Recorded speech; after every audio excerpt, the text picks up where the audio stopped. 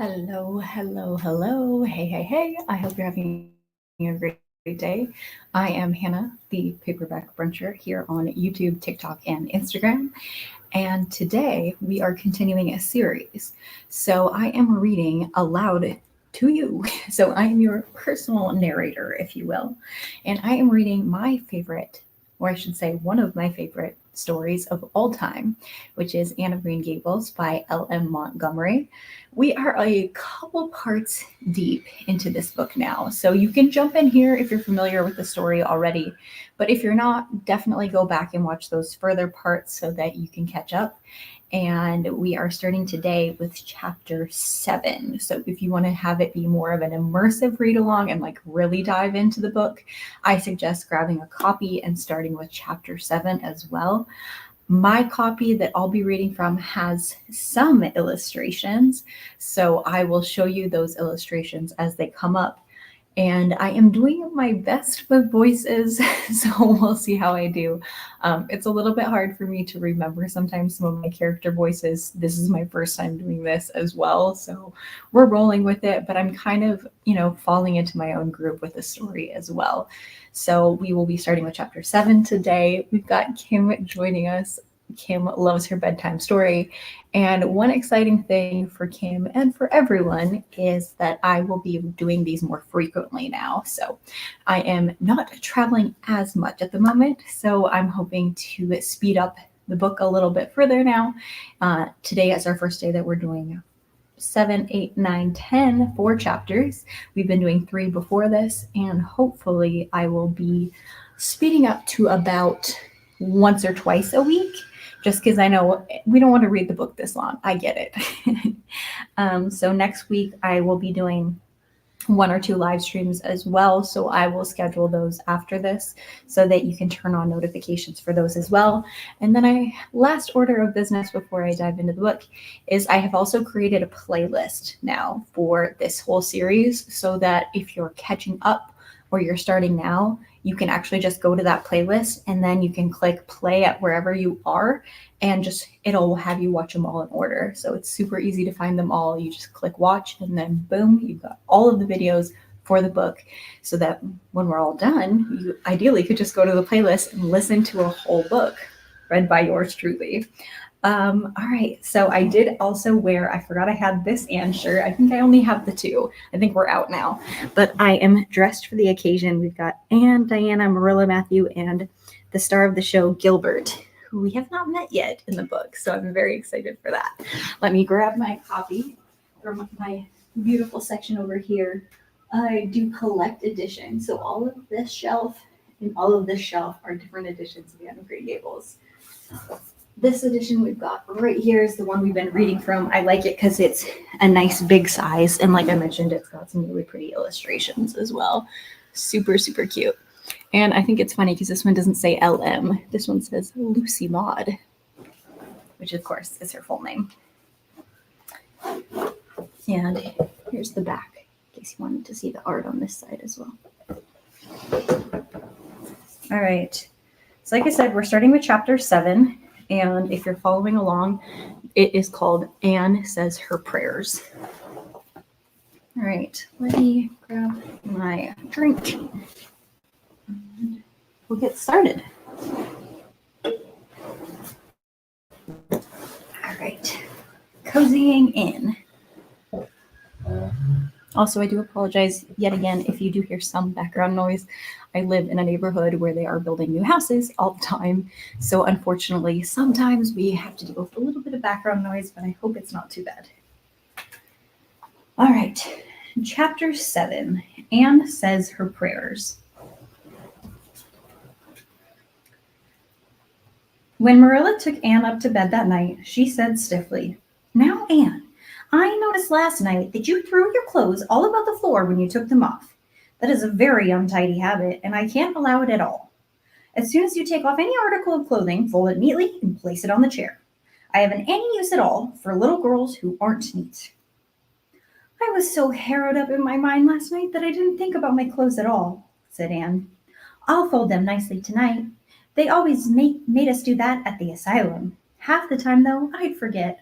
I'd be in such a hurry to get into bed, nice and quiet, and imagine things. You have to remember a little better if you stay here, admonished Marilla.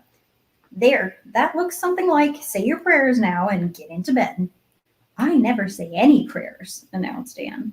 Marilla looked horrified astonishment. Why, Anne, what do you mean? Were you never taught to say your prayers? God always wants little girls to say their prayers. Don't you know who God is, Anne? God is a spirit, infinite, eternal, and unchangeable in his being, wisdom, power, holiness, justice, goodness, and truth, responded Anne promptly and glibly.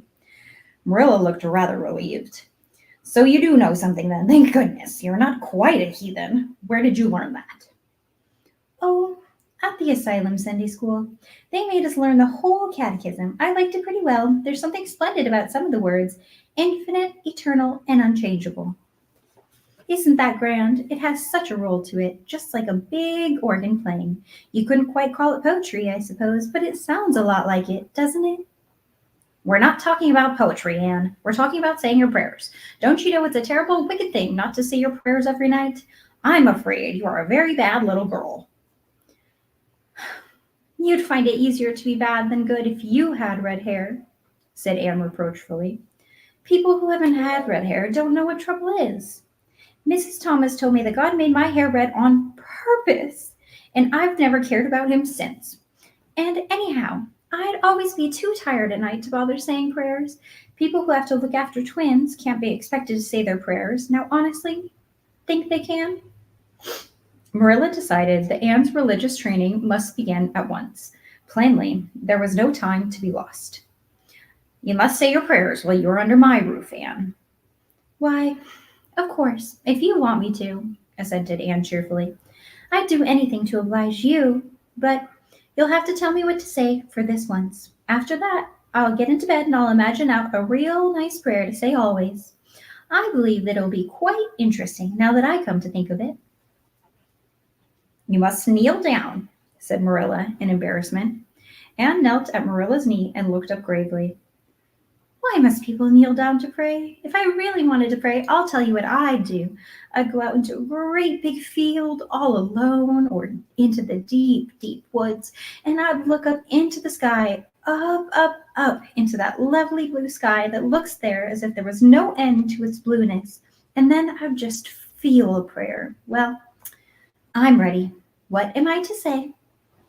Marilla felt more embarrassed than ever. She had intended to teach Anne the childish classic, Now I Lay Me Down to Sleep. But she had, as I have told you, the glimmerings of a sense of humor, which is simply another name for a sense of fitness of things, and it suddenly occurred to her that a simple little prayer, sacred to a white-robed childhood lisping at a motherly knees, was entirely unsuited to this freckled witch of a girl who knew and cared nothing about God's love, since she had never had it translated to her through the medium of human love.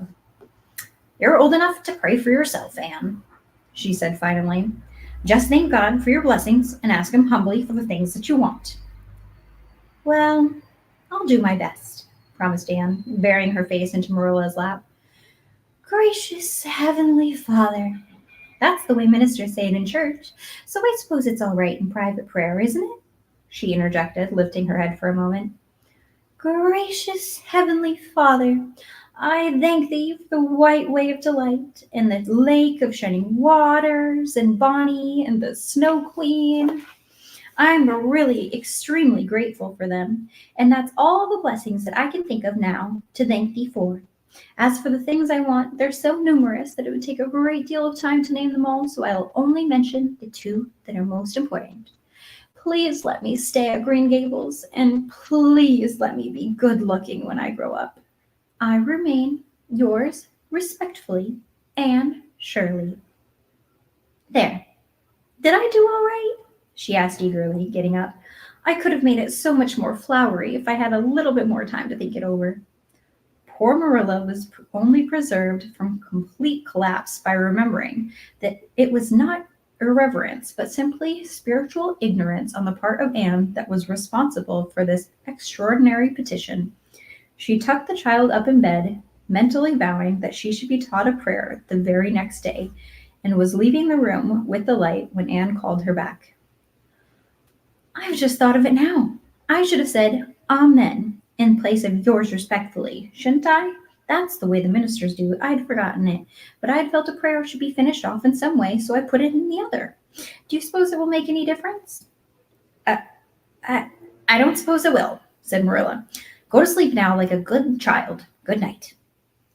I could say good night tonight with a clear conscience, said Anne, cuddling luxuriously down among her pillows. Marilla retreated to the kitchen, set the candle firmly on the table, and glared at Matthew. Matthew Cuthbert, it's time somebody adopted that child and taught her something. She's next door to a perfect heathen. Will you believe that she never said a prayer in her life till tonight?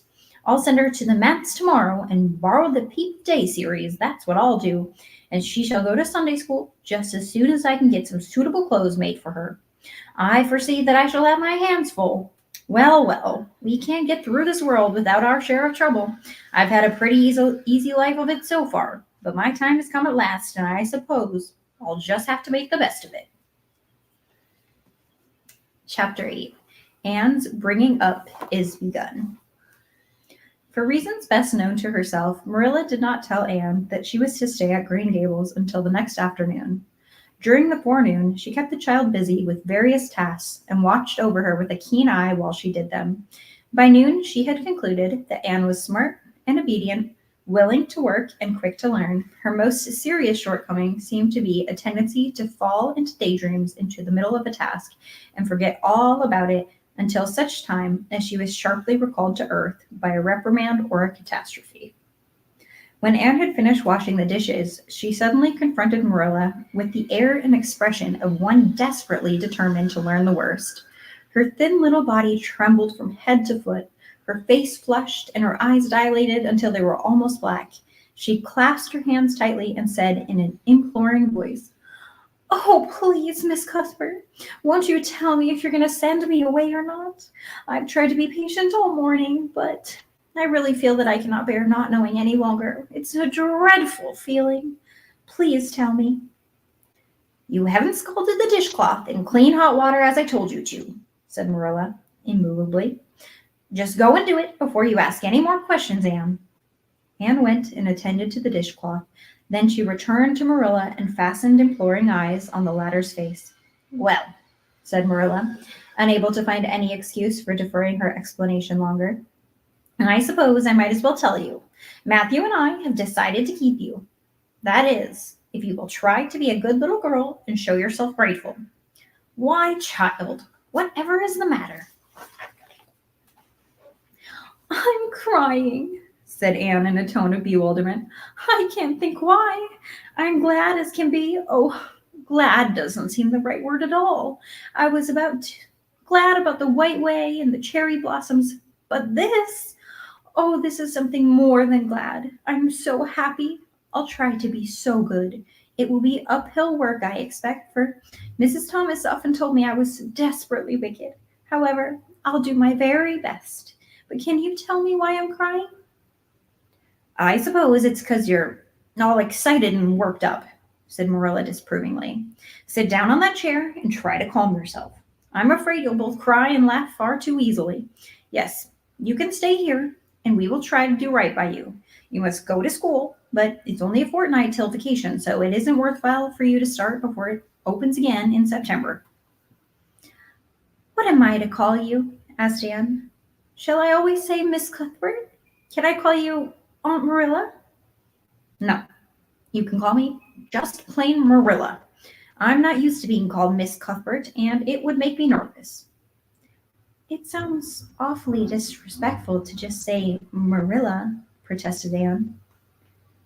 "I guess there's nothing disrespectful in it if you're careful to speak respectfully. Everybody, young and old, in Avonlea calls me Marilla, except the minister. He says Miss Cuthbert when he thinks of it." "I'd love to call you Aunt Marilla," said Anne wistfully. "I've never had an aunt or any relation at all, not even a grandmother. It would make me feel as if I really belonged to you. Can't I call you Aunt Marilla?" "No, I'm not your aunt, and I don't believe in calling people names that don't belong to them." "But we could imagine you were my aunt." "I couldn't," said Marilla grimly. Do you ever never imagine that things are different from what they really are? Asked Anne, wide-eyed. No. Oh, Anne drew in a long breath. Oh, Miss Marilla, how much you miss. I don't believe in imagining things different from what they really are, retorted Marilla. When the Lord puts us in certain circumstances, he doesn't mean for us to imagine them away. And that reminds me. Go into the sitting room, Anne. Be sure your feet are clean and don't let any flies in. And bring me out the illustrated card that's on the mantelpiece. The Lord's Prayer is on it, and you'll devote your spare time this afternoon to learning it off by heart.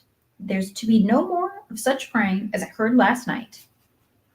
I suppose I was very, very awkward, said Anne apologetically.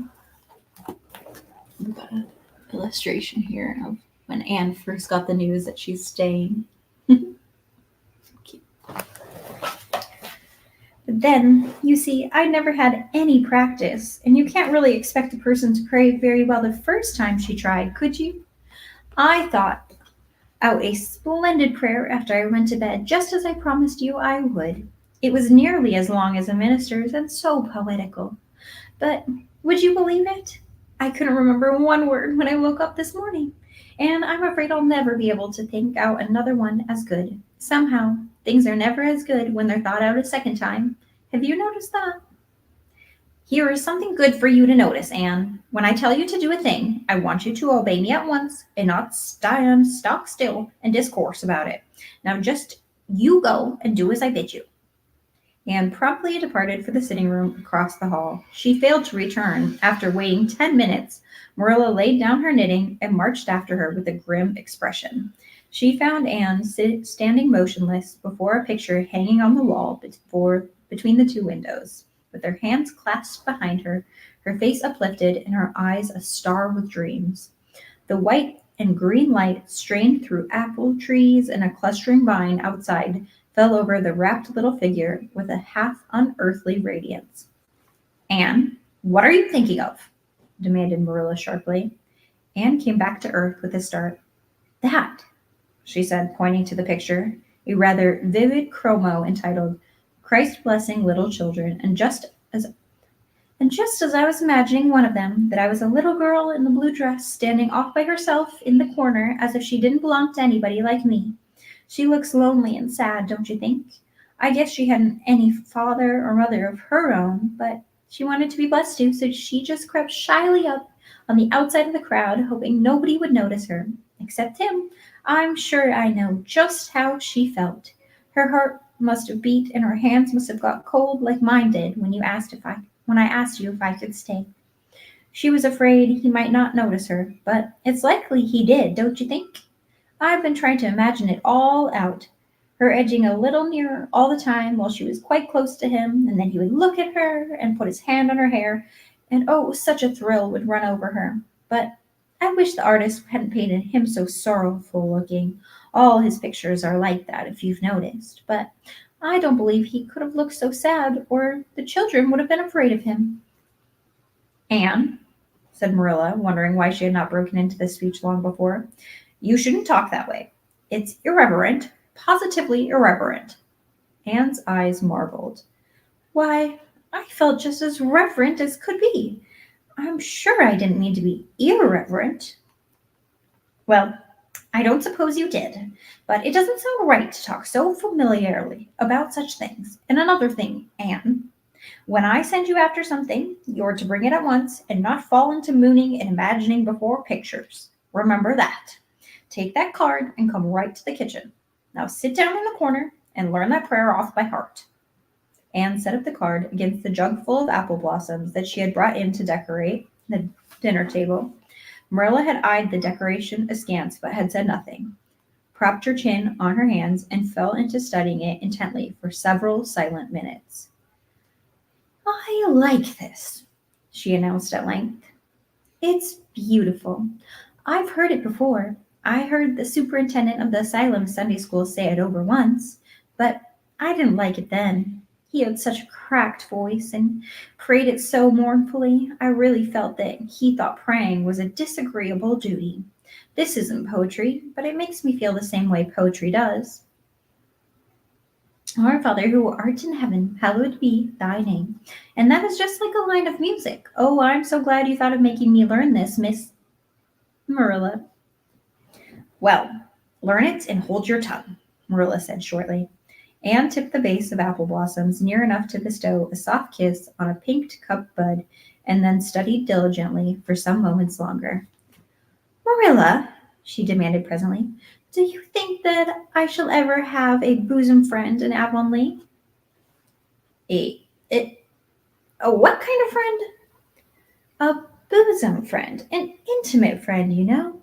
A really kindred spirit to whom I can confide in with my inmost soul. I've dreamt of meeting her all my life. I've never really supposed I would, but so many of my loveliest dreams have come true all at once that perhaps this one will too. Do you think that's possible? Diana Barry lives over at Orchard Slope, and she's about your age.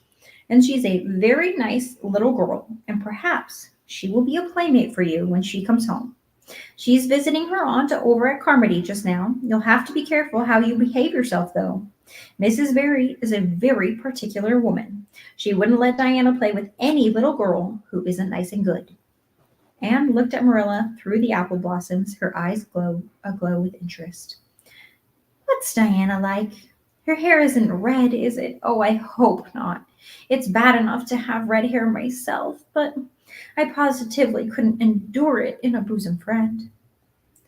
Diana is a very pretty little girl. She has black eyes and hair and rosy cheeks, and she's good and smart, which is better than being pretty.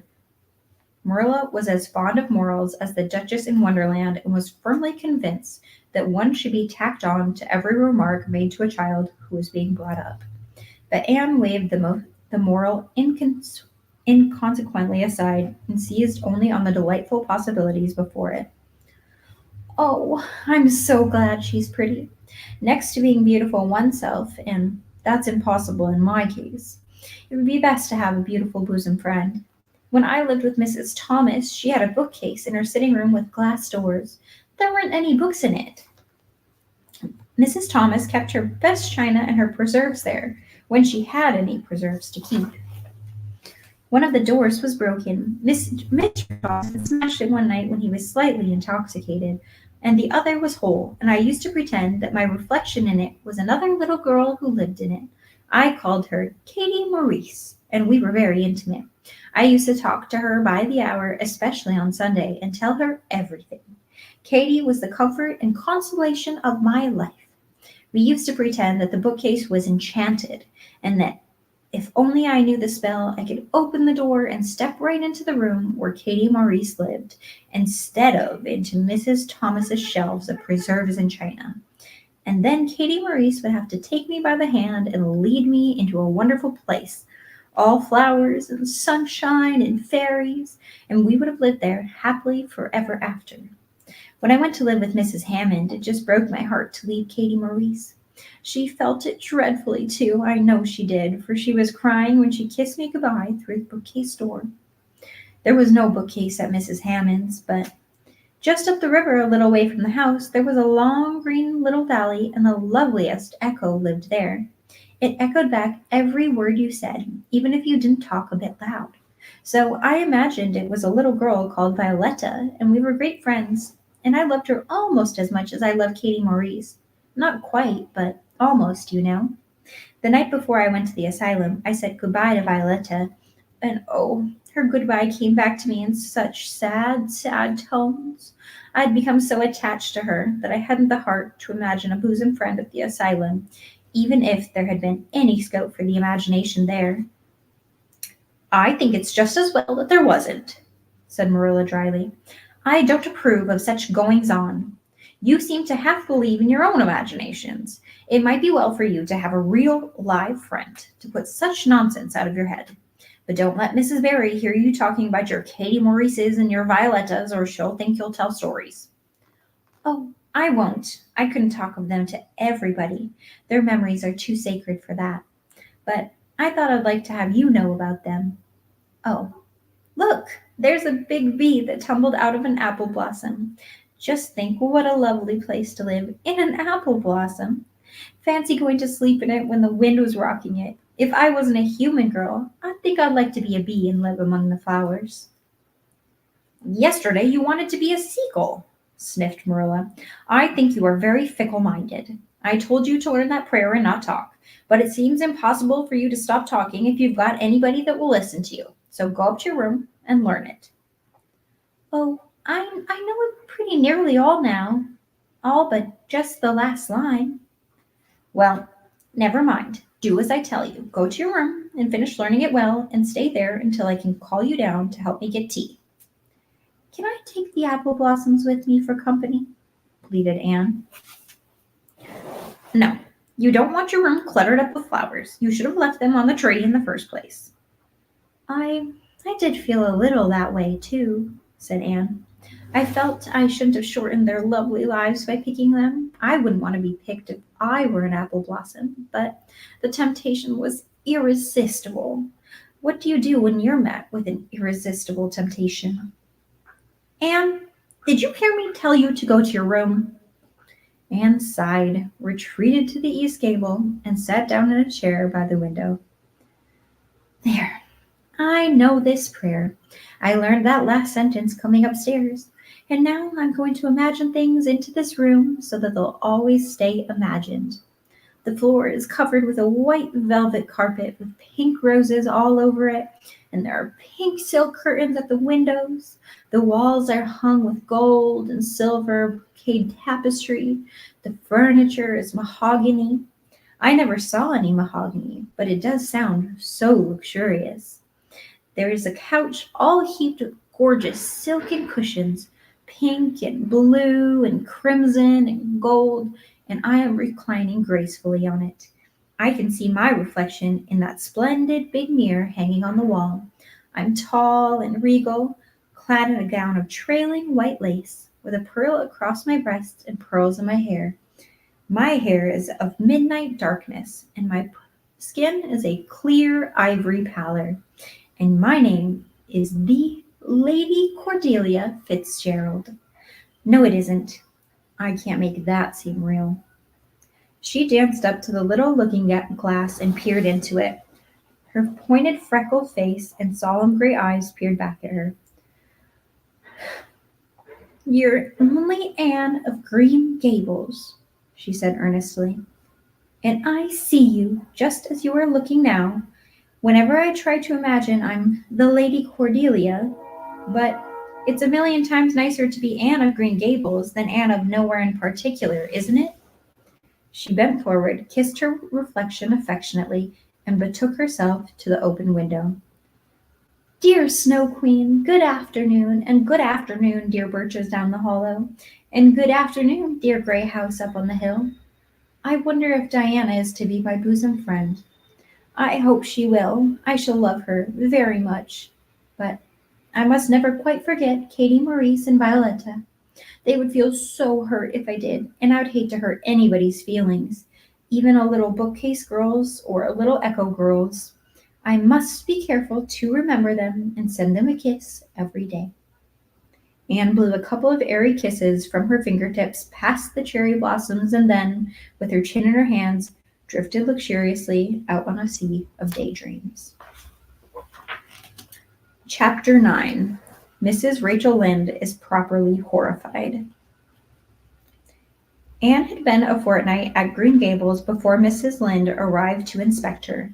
Mrs. Rachel, to do her justice, was not to blame for this. A severe and unseasonable attack of the grippe had confined that good lady to her house ever since the occasion of her last visit to Green Gables. Mrs. Rachel was not often sick and had a well-defined contempt for people who were, but grippe, she asserted, was like no other illness on earth and could only be interpreted as one of the special visitations of Providence. As soon as her doctor allowed her to put her foot out of doors, she hurried up to Green Gables, bursting with curiosity to see Matthew and Marilla's orphan, concerning whom all sorts of stories and suppositions had gone abroad at Avonlea. Anne had made good use of every waking moment of that fortnight. Already she was acquainted with every tree and shrub about the place. She had discovered that a lane opened out below the apple orchard and ran up through a belt of woodland, and she had explored it to its furthest end and all of its delicious vagaries of brook and bridge, fir coppice and a wild cherry arch, corners thick with fern, and branching byways of maple and mountain ash. She had made friends with the spring down in the hollow, that wonderful, deep, clear, icy cold spring. It was set about with a smooth red sandstones and rimmed in by great palm-like clumps of water fern, and beyond it was a log bridge over the brook. That bridge led Anne's dancing feet up over a wooded hill beyond, where a perpetual twilight reigned under the straight, thick-growing firs and spruces. The only flowers there were myriads of delicate June bells, those shyest and sweetest of woodland blooms, a few pale aerial starflowers, like the spirits of last year's blossoms. Gossamers glimmered like threads of silver among the trees, and the fir boughs and tassels seemed to utter friendly speech. All of these raptured voyages of exploration were made in the odd half hours which she was allowed for play, and Anne talked Matthew and Marilla half deaf over her discoveries. Not that Matthew complained, to be sure. He listened to it all with a wordless smile of enjoyment on his face. Marilla permitted the chatter until she was found herself becoming too interested in it, whereupon she always promptly quenched Anne by a curt command to hold her tongue. Anne was out in the orchard when Mrs. Rachel came, wandering at her own sweet will through the lush, tremulous grasses splashed with ruddy evening sunshine, so that good lady had an excellent chance to talk her illness fully over, describing every ache and pulse beat with such evident enjoyment that Marilla thought even gripe must bring its compensations. When details were exhausted, Mrs. Rachel introduced the real reason of her call. "I've been hearing some surprising things about you and Matthew." "I don't suppose you're any more surprised than I am myself," said Marilla. "I'm getting over my surprise now." "It was too bad there was such a mistake," said Mrs. Rachel sympathetically. "Couldn't you have sent her back?" "I suppose we could, but we decided not to. Matthew took a fancy to her, and I must say I like her myself, although I admit she has her faults.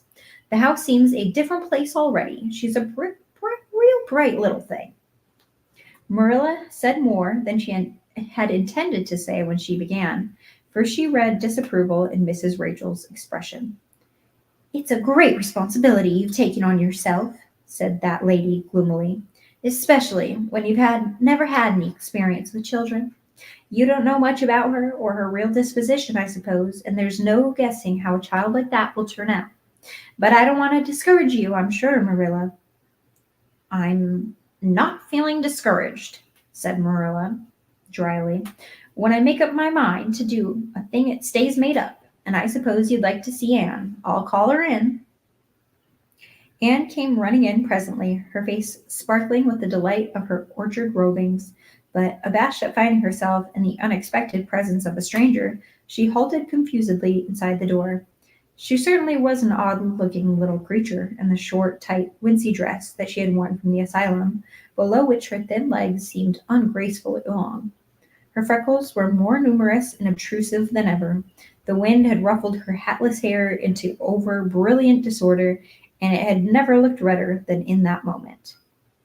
"Well, they didn't pick you for your looks, that's sure and certain," said Mrs. Rachel Lynde with an emphatic comment.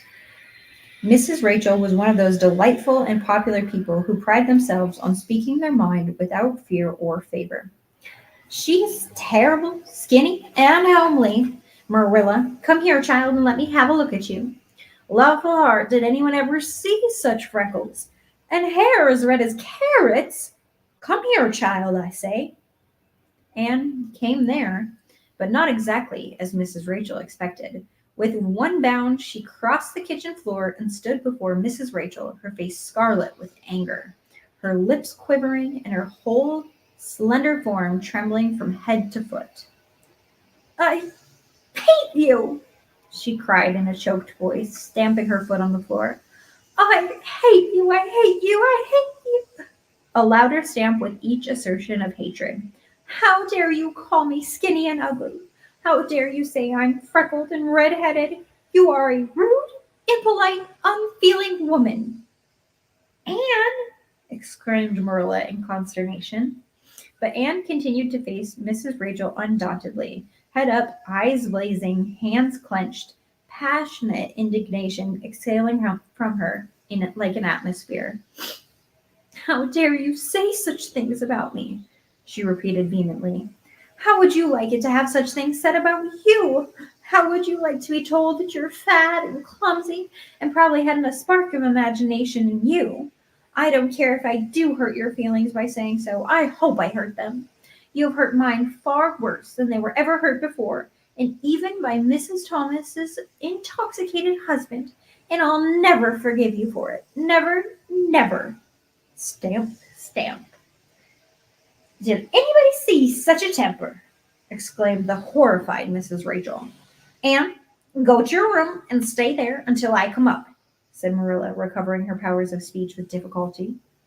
Anne, bursting into tears, rushed to the hall door, slammed it until the tins of the porch wall outside rattled in sympathy, and fled through the hall and up the stairs like a whirlwind.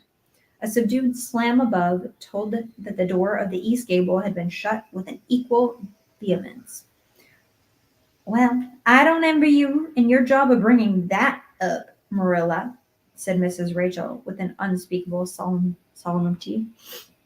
Marilla opened her lips to say that she knew not of what apology or deprecation. What she did say was a surprise to herself and ever afterwards. You shouldn't have twitted about her looks, Rachel. Marilla Cuthbert, you don't mean to say you're upholding her in such a terrible display of temper as we've just seen? Demanded Mrs. Rachel indignantly. No, said Marilla slowly. I'm not trying to excuse her. She's been very naughty, and I'll have to give her a talking about it. But we must make allowances for her. She's never been taught what is right, and you were too hard on her, Rachel. Marilla could not help tacking on that last sentence, although she was again surprised at herself for doing it. Mrs. Rachel got up with an air of offended dignity. Well, I'll see that I have to be very careful what I say after this, Marilla, since the fine feelings of orphans brought up from goodness knows where have to be considered before anything else. Oh, no, I'm not vexed. Don't you worry yourself. I'm too sorry for you to leave any room for anger in my mind. You'll have your own troubles with that child. But if you'll take my advice, which I suppose you won't do, although I brought up 10 children and married 2, you'll do that talking to you mentioned with a fair-sized birch switch. I should think that would be the most effective language for that kind of a child. Her temper matches her hair, I guess. Well, good evening, Marilla. I hope you'll come down to see me as often as usual. But you can't expect me to visit here again in such a hurry if I'm liable to be flown at and insulted in such a fashion. It's something new in my experience. Whereat Mrs. Rachel swept out and away. If a fat woman who always waddled could be said to sweep away, and Marilla, with a very solemn face, betook herself to the east gable. On the way upstairs, she pondered uneasily as to what she ought to do. She felt no little dismay over the scene that had just been enacted. How unfortunate that Anne should have displayed such temper before Mrs. Rachel Lynde of all people! Then Marilla suddenly became aware of an uncomfortable and rebuking consciousness that she felt more humiliation over this than sorrow over the discovery of such a serious defect in Anne's disposition. And how was she to punish her?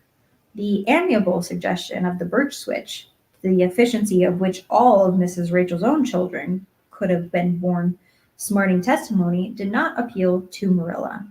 She could not believe that she could whip a child.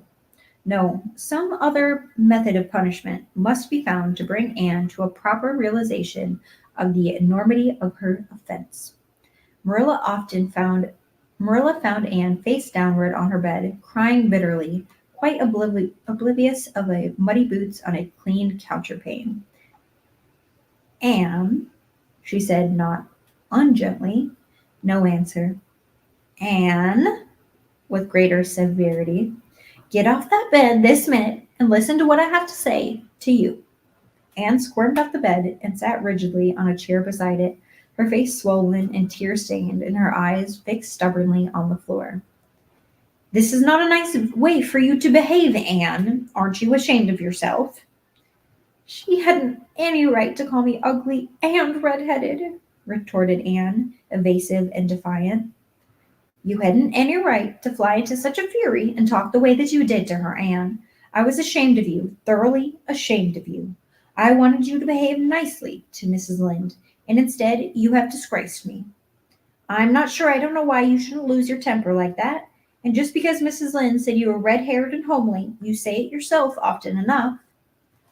Oh, but there's such a difference between saying a thing yourself and hearing other people say it, wailed Anne. You must know a thing is so, but you can't help hoping other people don't quite think it is. I suppose you think I have an awful temper, but I can't help it. When she said those things, something just rose right up in me and choked me, and I had to fly out at her. Well, you've made a fine exhibition of yourself, I must say. Mrs. Lynde will have a nice story to tell about you everywhere, and she'll tell it too. It was a dreadful thing for you to lose your temper like that, Anne. Just imagine how you would feel if somebody told you to your face that you were skinny and ugly, pleaded Anne tearfully. An old remembrance suddenly rose up before Marilla. She had been a very small child when she had heard one aunt say of her to another, "What a pity she is such a dark, homely little thing." Marilla was every day of 50 before the sting had gone out of that memory. I don't think that I don't say that I think Mrs. Lynde was exactly right in saying what she did to you, Anne, she admitted in a softer tone. Rachel is too outspoken, but that is no excuse for such behavior on your part.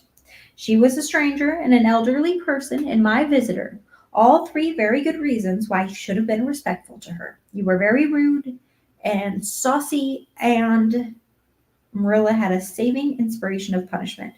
You must go to her and tell her you are very sorry for your bad temper and ask her to forgive you. I can never do that, said Anne determinedly and darkly. You can punish me in any way you like, Marilla. You can shut me up in a dark, damp dungeon inhabited by snakes and toads and feed me only on bread and water, and I shall not complain. But I cannot ask Mrs. Lynde to forgive me. We're not in the habit of shutting people up in dark, damp dungeons, said Marilla dryly, especially as they're rather scarce in Avonlea. But apologize to Mrs. Lynde you must and shall, and you'll stay here in your room until you can tell me that you're willing to do it.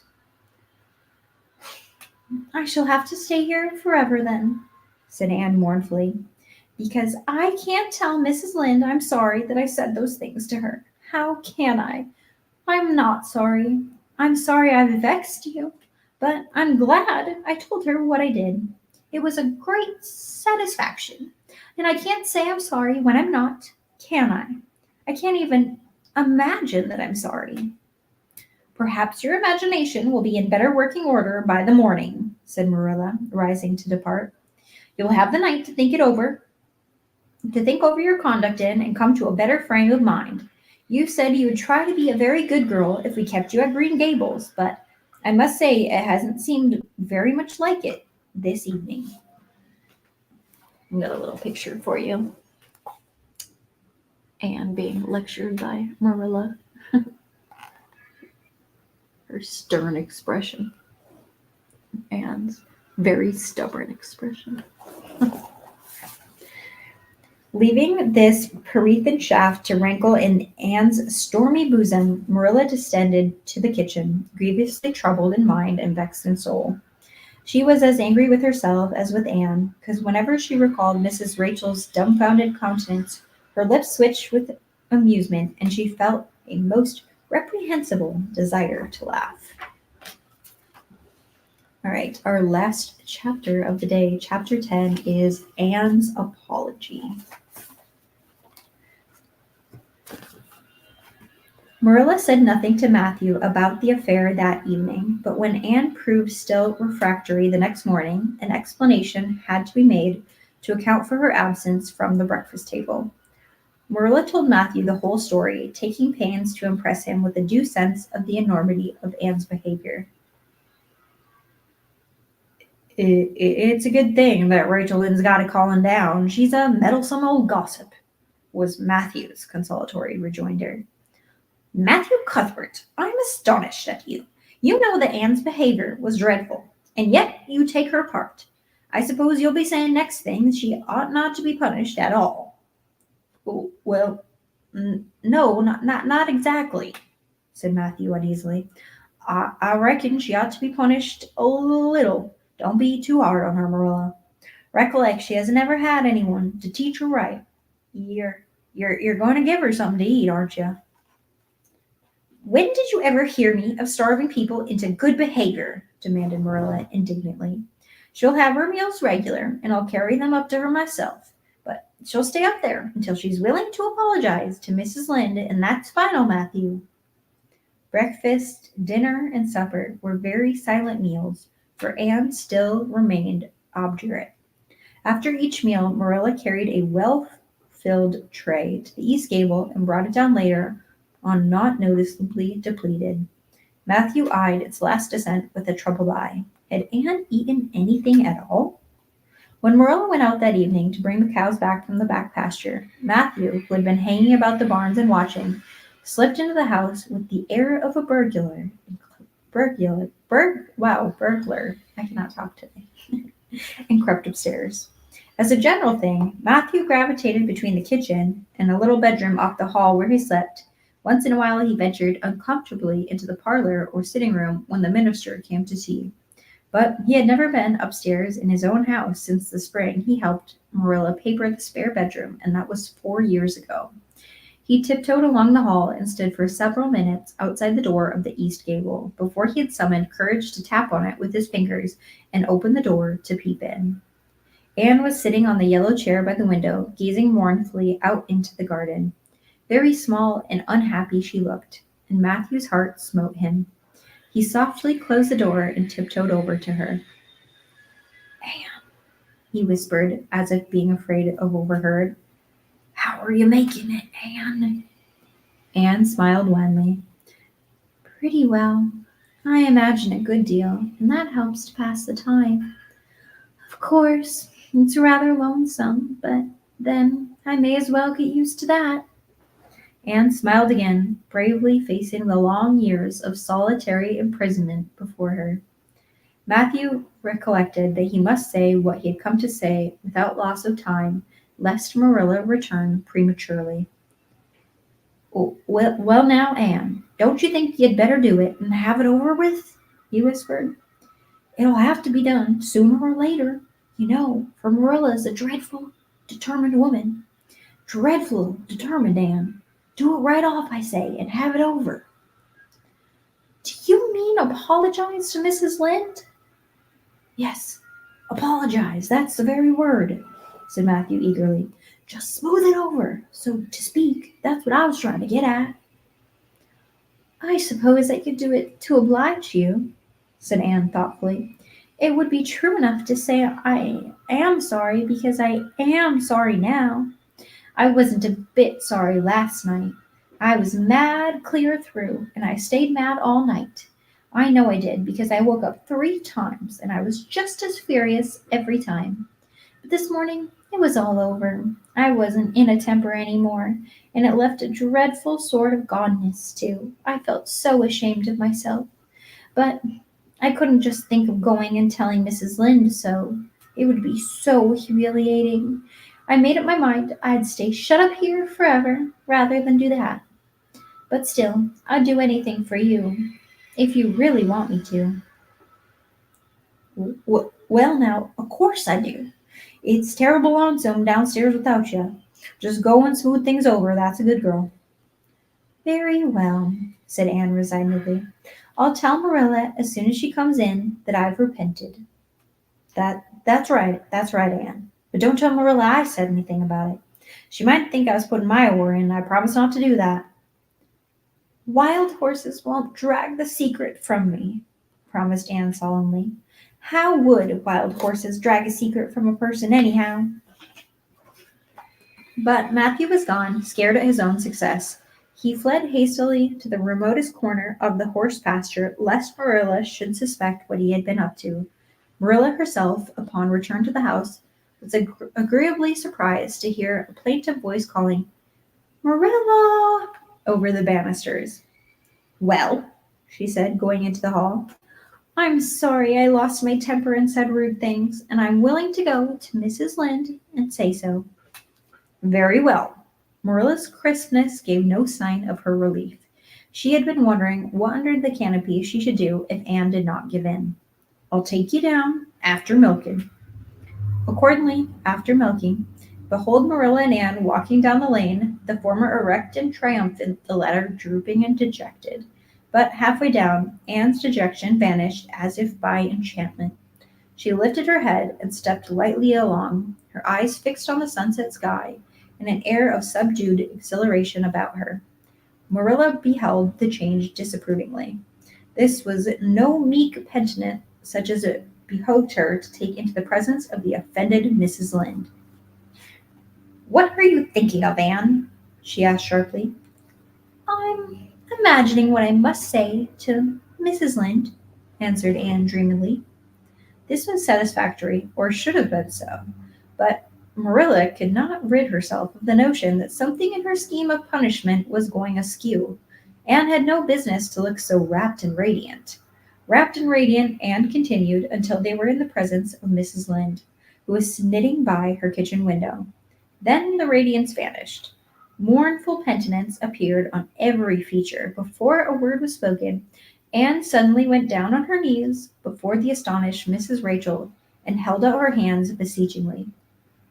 Oh, Mrs. Lynde, I'm so extremely sorry, she said with a quiver in her voice. I could never express all my sorrow, no, not if I used up a whole dictionary. You must just imagine it.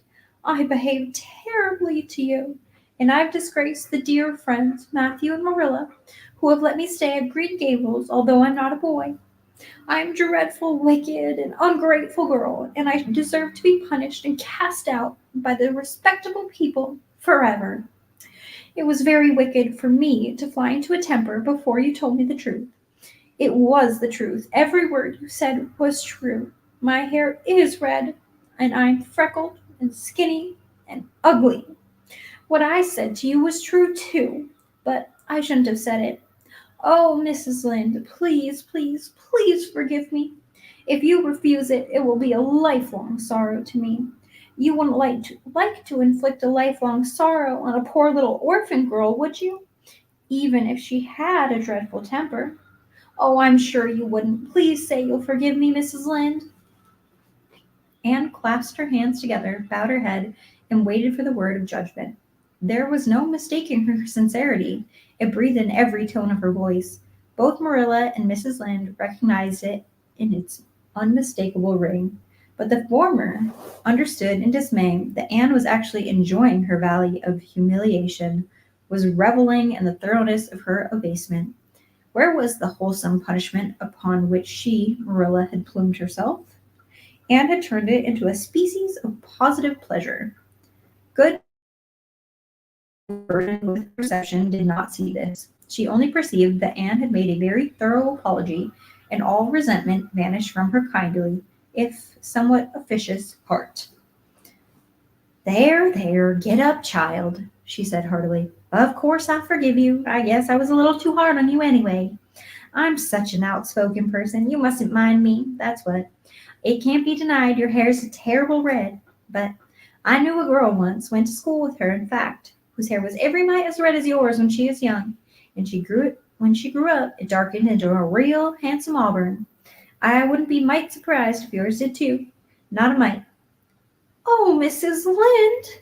Anne drew a long breath as she rose to her feet. You have given me a hope, and I shall always feel that you are a benefactor. Oh, I could endure anything if I only thought that my hair would be a handsome auburn when I grew up. It would be so much easier to be good if one's hair was a handsome auburn, don't you think? And now I may go out into your garden and sit on that bench under the apple trees while you and Marilla are talking. There's so much more scope for the imagination out there. Laws, yes, run along, child, and you can pick a bouquet of them white June lilies over in the corner if you like. And the door closed behind them, and Mrs. Lynde got briskly up to light a lamp.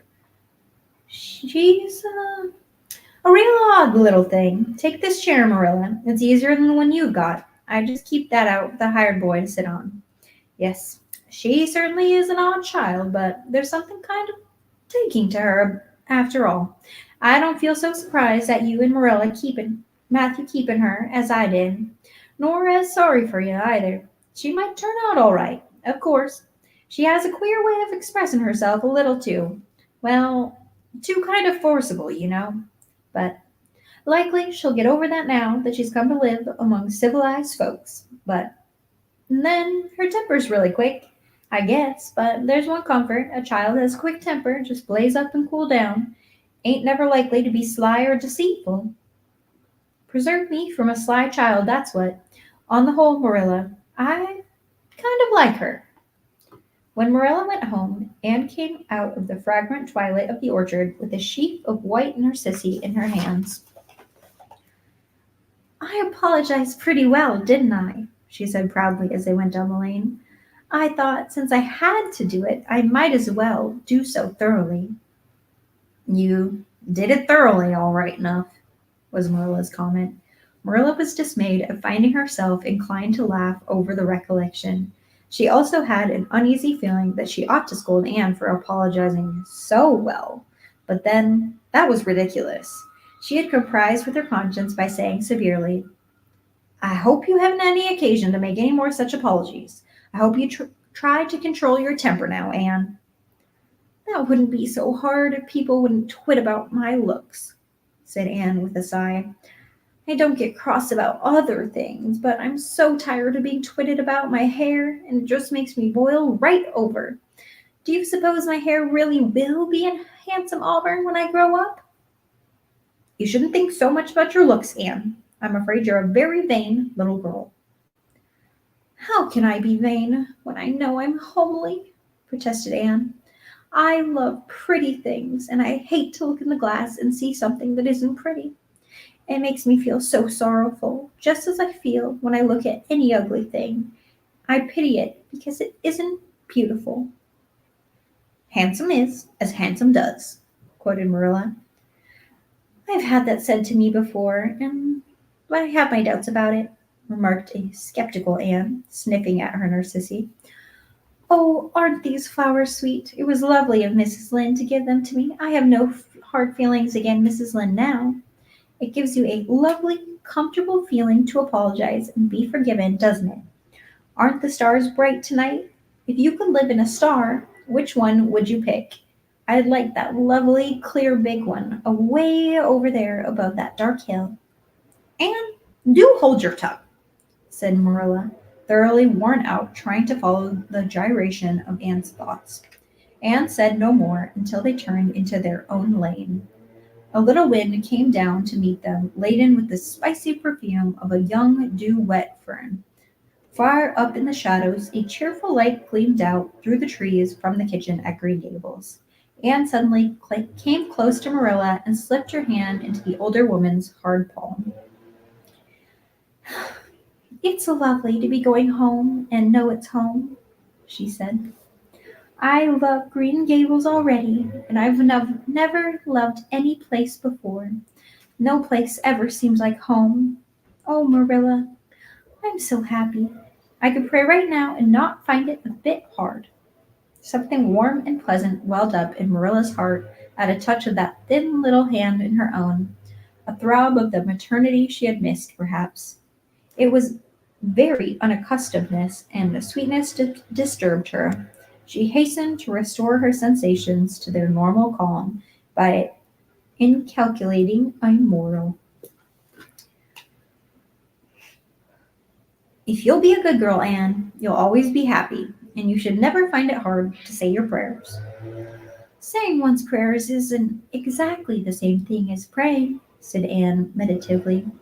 But I'm going to imagine it that I'm the wind that's blowing up there in those treetops, and when I get tired of those trees, I'll imagine I'm gently waving down here in the ferns, and then I'll fly over to Mrs. Lynde's gardens and set the flowers dancing, and I'll go with one great swoop over the clover field, and then I'll blow over the lake of shining waters and ripple it all up into little sparkling waves. Oh, there's so much scope for imagination in a wind. So I'll not talk any more just now, Marilla. Thank goodness for that, breathed Marilla in a devout relief.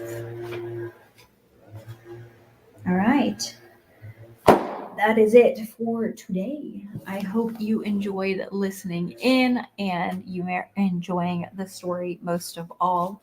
It's very fun revisiting the story as an adult. It's been a long, long while since I've read it, so I'm really enjoying it. And just like picking up and processing things differently than I did as a kid. But I hope you're enjoying it as well.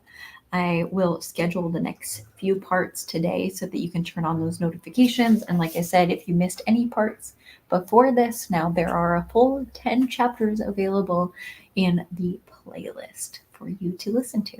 So thank you very much for hanging out with me today. I appreciate you, friends. And if you haven't already, please make sure to hit like on this video. I would very much appreciate it. And to click subscribe on my channel. It's free and it supports me. So I would appreciate it very much in my very new booktuber journey. I've got a lot of cool videos coming up soon from my trip to LA, my trip to Atlanta when I went to a romance book festival, and some book shopping as well. So all of that is coming to the channel very soon. All right, bye friends. Take care and thanks for hanging out.